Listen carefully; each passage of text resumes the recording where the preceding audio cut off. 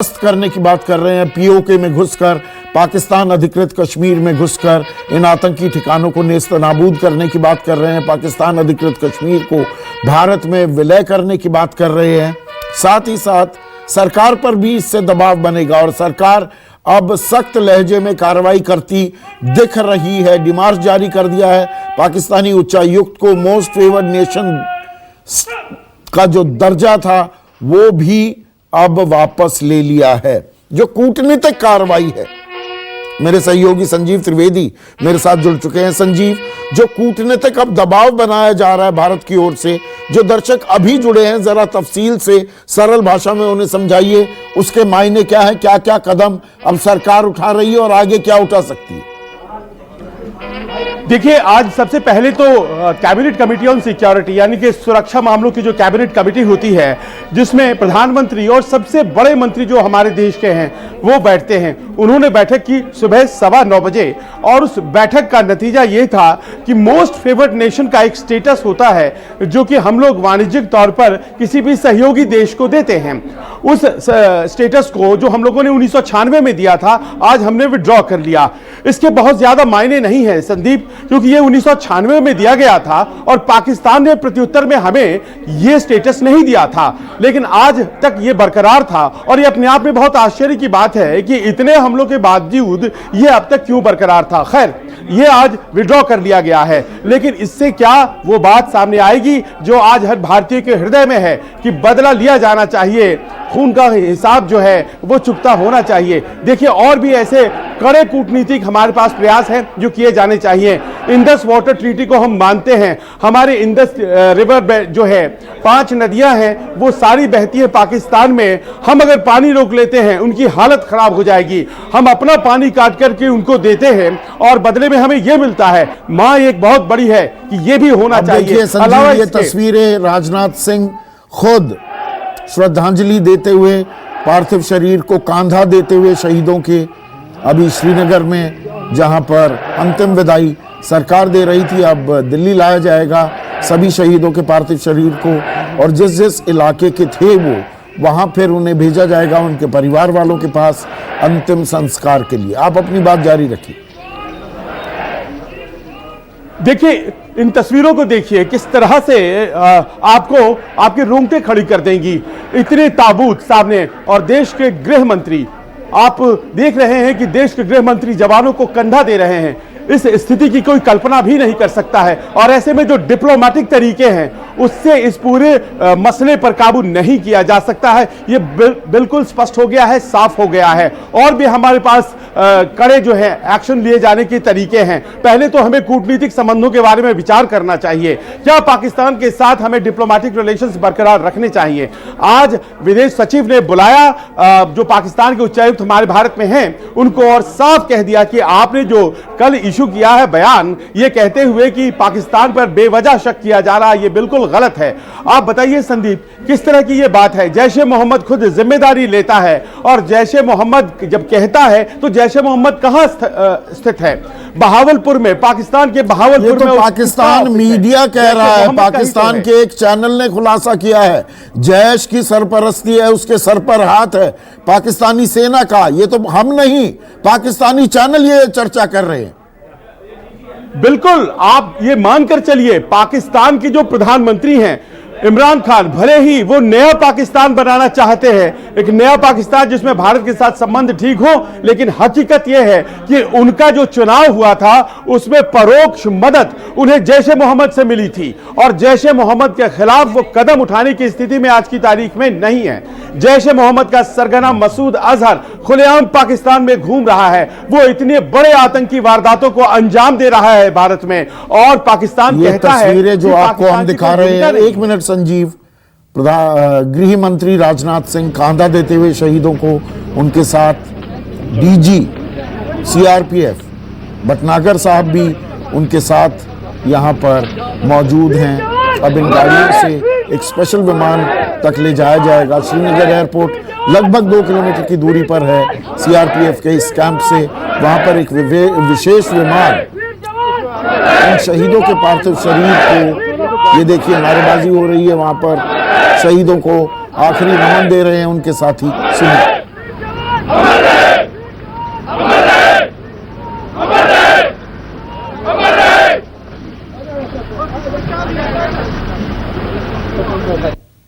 वीर जवान अमर रहे के नारे गूंज रहे हैं श्रीनगर में सीआरपीएफ के बेस कैंप में।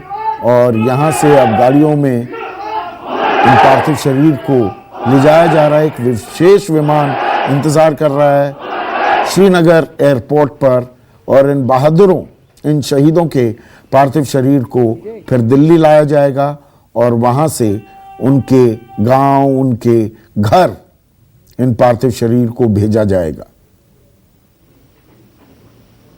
कुछ देर पहले की ये तस्वीरें गृह मंत्री राजनाथ सिंह, सूबे के राज्यपाल Satyapal Malik, DG CRPF mister Bhatnagar, तमाम लोग वहां पर मौजूद थे, श्रद्धांजलि दे रहे थे, बाकायदा कंधा दे रहे थे गृह मंत्री राजनाथ सिंह इन शहीदों को।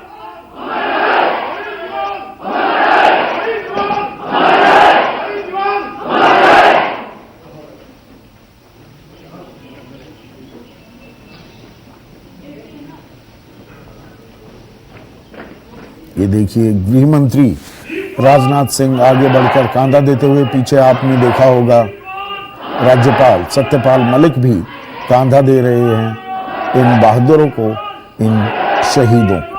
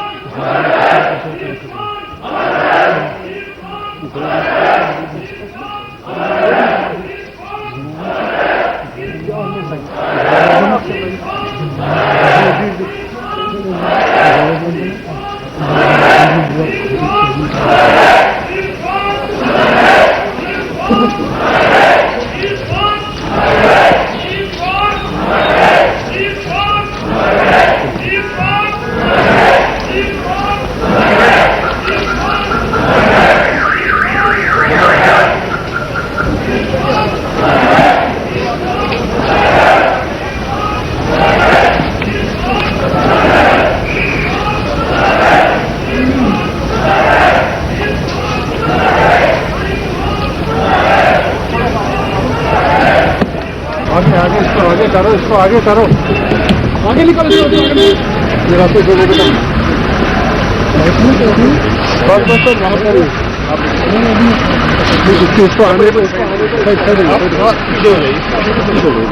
थोड़ा थोड़ा इसको जगह दीजिए, गाड़ी लाइन पे जाए।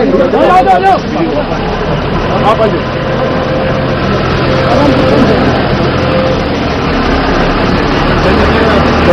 अब पीछे करो आप क्या पीछे।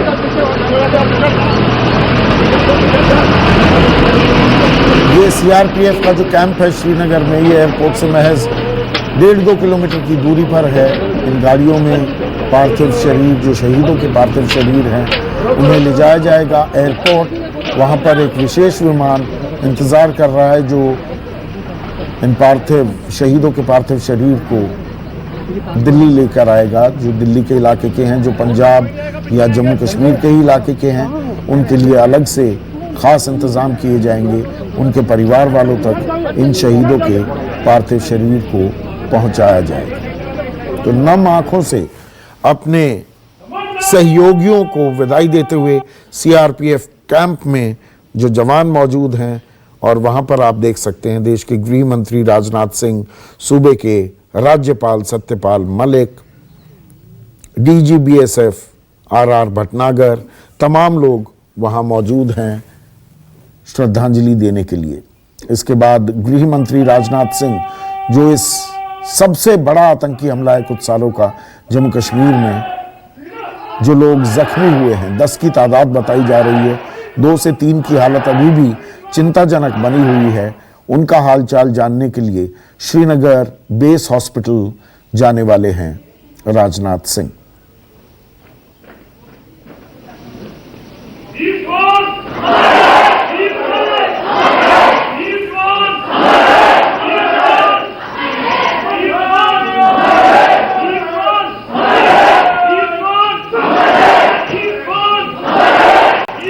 जिन लोगों ने देश के लिए ये बलिदान दिया है, अल्टीमेट सैक्रिफाइस, अपनी जान कुर्बान की देश की हिफाजत के लिए, उनकी पट्टियां भी हम नीचे चला रहे हैं उनके नाम की। नसीर अहमद राजौरी के रहने वाले हैं, जम्मू कश्मीर के ही। जयमाल सिंह मोगा के रहने वाले, ये वो बस चला रहे थे जिस बस में एक स्कॉर्पियो गाड़ी को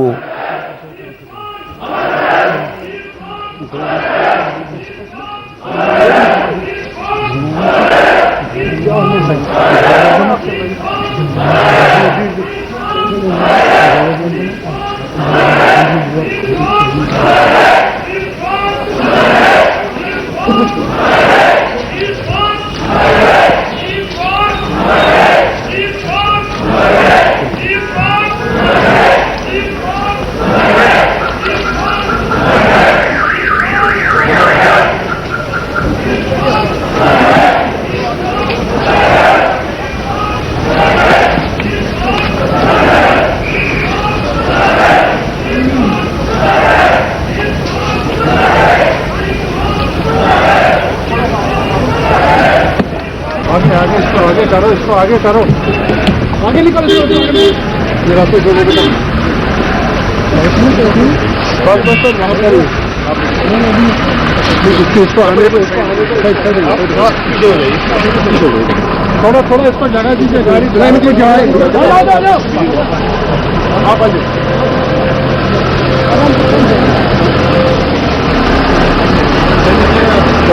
अब पीछे करो, आप क्या पीछे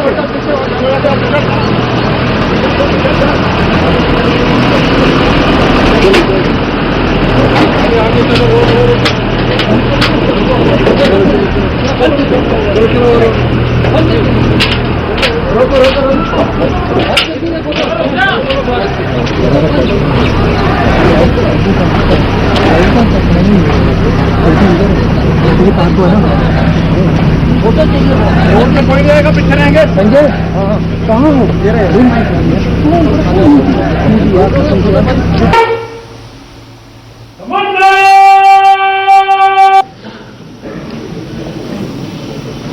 तो इन शहीदों के पार्थिव शरीर को श्रीनगर हवाई अड्डे ले जाने की तैयारियां पूरी होते हुए आसिफ सुहाफ लगातार इस अंतिम विदाई जो वहाँ मौजूद अधिकारी, मंत्री, राज्यपाल दे रहे हैं उसे कवर कर रहे हैं। इनमें से कितने लोगों के पार्थिव शरीर को दिल्ली लाया जाएगा? जो राजौरी के हैं जैसे या पंजाब के हैं उनके लिए तो अलग से इंतजाम किए जाएंगे, खास गाड़ियों से उनके घरों तक इस पार्थिव शरीर को पहुंचाया जाएगा। आसिफ, देखिए संदीप, जो राजौरी के हैं उन्हें जम्मू एयरलिफ्ट किया जाएगा यहाँ से अलग से, और जो पंजाब और दूसरी स्टेट्स के इसमें शहीद हैं उनके पार्थिव शरीर हमारी जानकारी के मुताबिक सारे दिल्ली पहुंचाए जाएंगे एयरपोर्ट पे, और वहां से ही अपने अपने घरों की तरफ रवाना किए जाएंगे। कुछ को हेलीकॉप्टर्स के जरिए अपने घरों तक पहुंचाया जाएगा, और दूसरे जो भी प्रबंध किए जाने थे उससे संबंधित वो सारे किए गए हैं। शहीदों को पूरे सम्मान के साथ अपने घर तक पहुंचाया जाएगा, और खुद गृह मंत्री ने श्रद्धांजलि के बाद यहाँ पर शहीदों को कंधा दिया, और वो पूरे उस समय मौजूद रहे जब तक शहीदों के पार्थिव शरीर श्रद्धांजलि के बाद यहाँ से उठाए गए। जी संदीप, ये तस्वीरें आपको दिखा रहे हैं, एक बार फिर देखिए देश के गृह मंत्री अंतिम विदाई किस तरह से दे रहे हैं शहीदों को।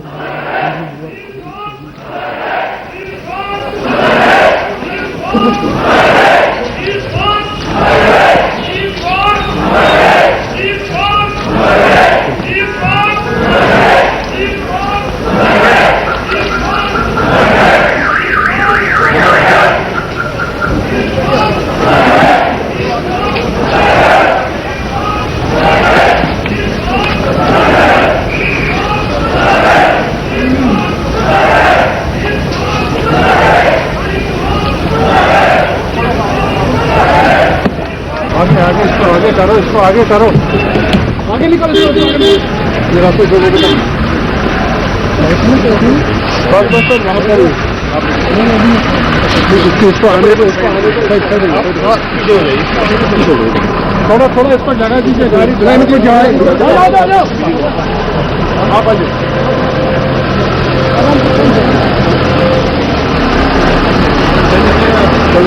पीछे चले आप क्या पीछे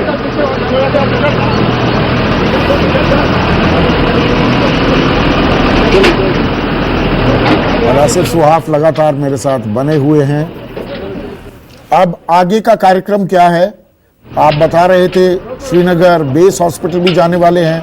जो हमारे जवान, जो वीर बहादुर जवान जख्मी हुए हैं इस हमले में, उनका जायजा भी लेंगे, उनका हालचाल भी पूछेंगे। उसके बाद कुछ हाई लेवल मीटिंग्स भी होने वाली हैं आसिफ।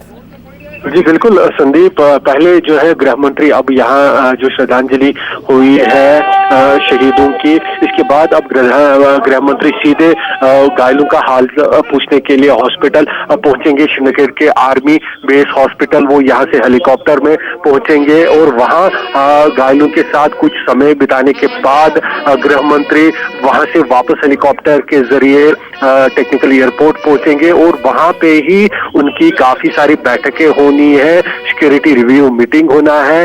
राज्य के जो इंटेलिजेंस विभाग है, इंटेलिजेंस चीफ है, वो मौजूद है। जम्मू कश्मीर पुलिस के डीजी से लेकर सीआरपीएफ के तमाम आला अफसर मौजूद है, आईजी, डीजी, स्पेशल डीजी, वो सारे मौजूद रहेंगे। और गृह मंत्री न केवल इस पूरे हमले के बारे में जानकारी लेंगे बल्कि वो दिशा निर्देश भी देंगे कि किस प्रकार से अब रिटाइलेट करना है, जवाबी कार्रवाई करनी है। और उसको लेकर जो है पहले ही गहमा गहमी भी नजर आने लगी है। एक तरफ हमने देखा कि कल किस प्रकार से हमले के बाद ही तुरंत पुलवामा के कई इलाकों में सर्च ऑपरेशन चलाया गया। सूत्रों की माने तो कुछ लोगों की गिरफ्तारी भी हुई है और साथ ही साथ इसके अलावा बॉर्डर्स पर भी काफी हलचल शुरू हो गई है।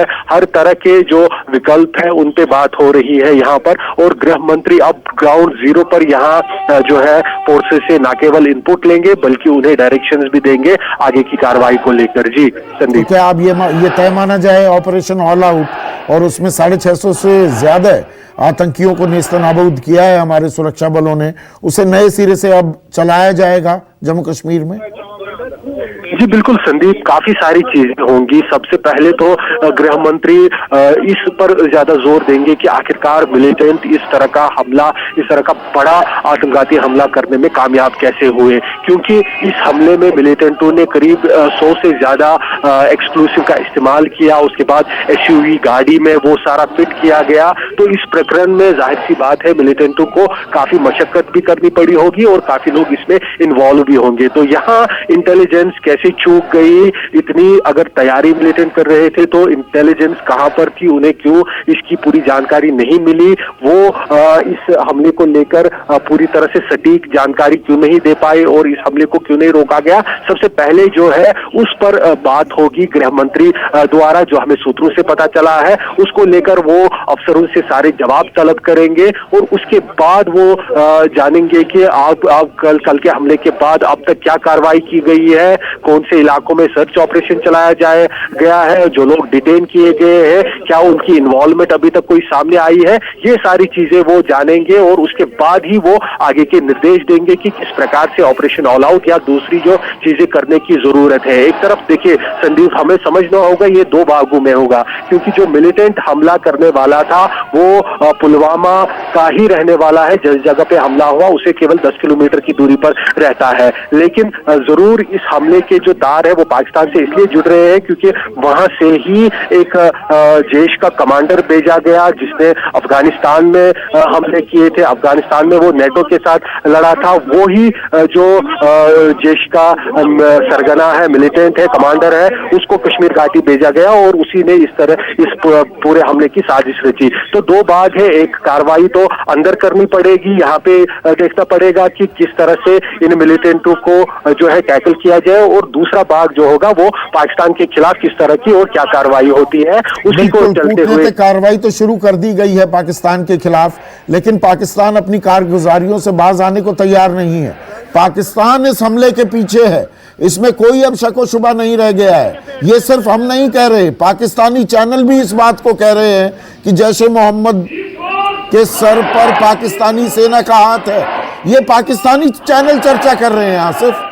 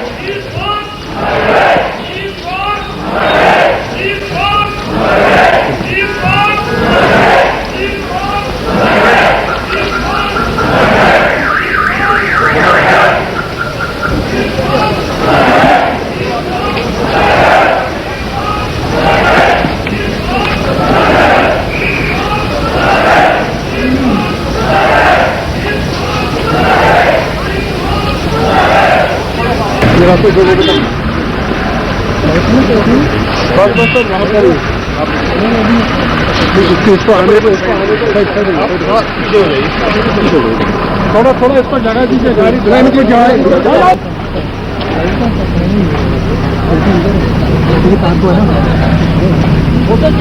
रोड पे पड़ जाएगा, पीछे रहेंगे संजय। कहाँ हो?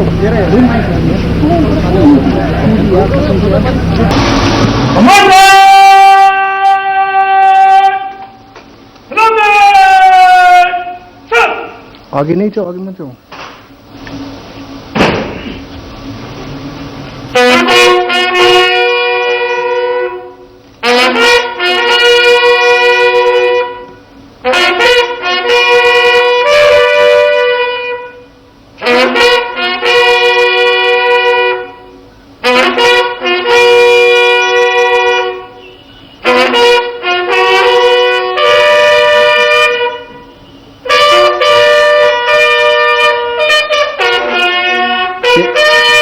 संजय, केबल को कोई छेड़ रहा है यार, पीछे यार।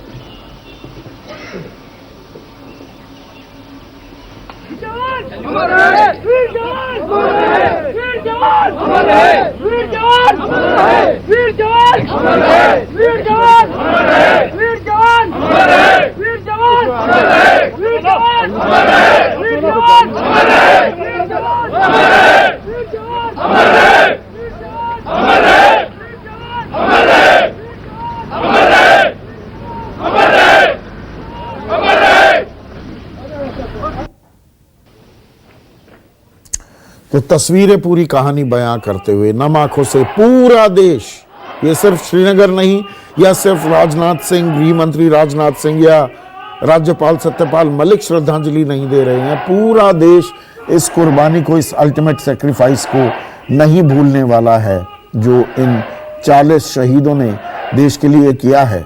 अब उसका बदला मांग रही है जनता भी। गुस्से में देश है, पाकिस्तान पर सख्त कार्रवाई सरकार करने का मन बना चुकी है, लेकिन जुबानी जमा खर्ची होगा या एक्चुअल कार्रवाई होगी, ये आने वाला वक्त गवाही देगा। लेकिन अब सरकार पर भी लगातार दबाव बनेगा। ये सबसे बड़ा आतंकी हमला है जम्मू कश्मीर में पिछले कुछ सालों में। और एक तरफ कूटनीतिक कार्रवाई की जा रही है आसिफ, दूसरी तरफ ऑपरेशन ऑल आउट, जैसा आप कुछ देर पहले बता रहे थे, नए सिरे से उसे शुरू किया जाएगा। जी बिल्कुल संदीप, उसकी शुरुआत मुझे लगता है कल से ही शुरू हो गई। जब ये हमला सामने आया उसके तुरंत बाद ही यहाँ पर दक्षिणी कश्मीर के कई इलाकों में सर्च ऑपरेशन शुरू किए गए और सूत्रों की माने तो कुछ लोगों को फिलहाल डिटेन भी किया गया है, उनसे पूछताछ भी हो रही है। सबसे पहले कोशिश यही होगी कि जिन्होंने इस हमले को अंजाम दिया है, इसकी साजिश रची और इसको अंजाम तक पहुंचाया, उन तक पहुंचा जा सके, उन्हें अपने इंतकाम तक पहुंचाया जा सके, वो सबसे पहली यहाँ पर कोशिश है। और साथ ही साथ मिलिटेंसी का जो भी ग्रिड है, जो अभी मिलिटेंट एक्टिव है पूरी कश्मीर घाटी में, उनके खिलाफ जो है कार्रवाई में तेजी लाई जाएगी, उनका लिस्ट तैयार किया जाएगा, उसके बाद कैसे टारगेट्स को आगे बढ़ाना है, वो सब चीजें जो है उसकी शुरुआत हो चुकी है। और साथ साथ जो है बॉर्डर्स पर भी किस तरह से घुसपैठ को प्लग करना है, घुसपैठ को नाकाम बनाना है और फिर आगे चलकर जो है पाकिस्तान को किस तरह से कार्रवाई करनी है, उन्हें किस तरह से जवाब देना है, वो सारी जो प्रक्रिया है मुझे लगता है शुरू हो गई है। ग्राउंड पर काफी ज्यादा हलचल नजर आ रही है। कल से ही सारे फोर्सेस जो है नजर आ रहे हैं ग्राउंड के ऊपर, कुछ पूछताछ में लगे हुए हैं और कुछ इस रणनीति में लगे हुए हैं कि आखिरकार अब इस मिलिटेंट के खिलाफ ऑपरेशन को किस तरह से आगे लेके जाना है। जी संदीप, और इसमें अब कोई शक नहीं है, हम तो कल से कह रहे हैं पाकिस्तान का हाथ है इस आतंकवादी हमले के पीछे, चुनावी प्रक्रिया मुहाने पर है, भारत को डिस्टर्ब करने की ये कोशिश है पाकिस्तान की, फिर से उसके नापाक इरादे सामने आए हैं।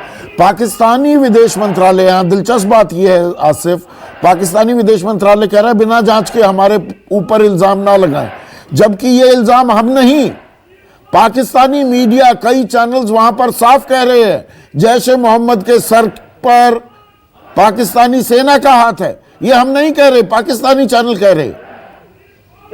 देखिए सनी, पाकिस्तानी एक्सटर्नल अफेयर्स या पाकिस्तानी सरकार क्या बोलती है वो कुछ भी महत्व यहाँ पर अब नहीं रखता है, क्योंकि जाहिर सी बात है, साफ हमने खुद देखा था, हमने खबर चलाई थी कि किस तरह से केवल कुछ दिन पहले ही 5 फरवरी को पाकिस्तान में जैश ए मोहम्मद ने एक बड़ी सभा की। उस सभा में कैसे भारत के खिलाफ बयानबाजी हुई, खुली धमकी दी गई कि अफजल गुरु की बरसी के आसपास बड़े हमले किए जाएंगे, कश्मीर घाटी और यहाँ तक कि भारत के दूसरे इलाकों में। वो सारा ऑन रिकॉर्ड है, ऑन कैमरा है, वो हमने देखा है। और उसके बाद हमने ये भी बताया कि किस प्रकार से जनवरी की शुरुआत में ही जैश ने यहाँ पर जैश ए मोहम्मद ने कश्मीर घाटी में अपने आत्मघाती दस्ते भेजे थे और उसके बाद किस तरह से इस सारे हमले को अंजाम दिया। कल जो जैश ए मोहम्मद ने खुद भी इस हमले की जिम्मेदारी ली, तो ये जाहिर सी बात है, ये आया बात है, ये इसमें कोई दोहराया नहीं है कि जैश ए मोहम्मद कहां से ऑपरेट करता है, जैश ए मोहम्मद के मिलिटेंट कहां से आते हैं, उनको कहां से सपोर्ट मिलता है। अगर यहाँ भी कोई जैश ए मोहम्मद लोकल मिलिटेंट ज्वाइन करता है, लेकिन सपोर्ट कहां से मिलता है, ये सारी चीजें समझने की है, इसमें कोई शक की गुंजाइश नहीं है। तो ऐसे में पाकिस्तान सरकार या उनका जो विदेश मंत्रालय है वो क्या बोलता है, वो कोई भी महत्व नहीं रखता है। जी संदीप, बिल्कुल, आप लगातार हमें अपडेट देते रहिए। एक छोटा सा ब्रेक लेंगे। अंतिम विदाई दी जा रही है, श्रीनगर में अंतिम संस्कार का इंतजार कर रहे हैं परिवार वाले। इन शहीदों की कुर्बानी जाया ना जाए, यही देश की मांग है।